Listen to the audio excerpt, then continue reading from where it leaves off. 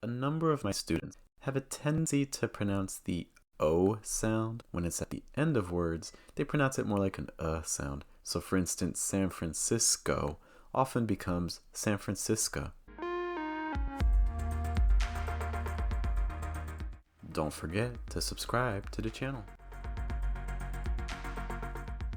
Because the O sound is a diphthong, we'll need to do a little bit of movement. It will start with your mouth open, the back of your tongue high, in front of your tongue down, like an type sound. Then you're going to end with small, round lips that you also push forward. So it ends with like an ooh sound, ooh, oh, oh, oh. Again, like the word go. Remember that at the end of words, you want the O sound to be strong. Although, Mexico,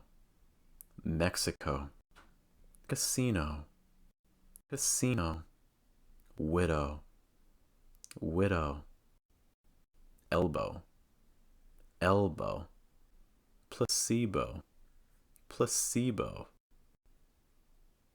minnow, info. That concludes this quick review of final O sounds. Be sure to check out our other videos which look at this sound in more detail, talking about spelling rules, practice sentences, and things. Also be sure to subscribe to the channel. We'll see you in our next video. Take care.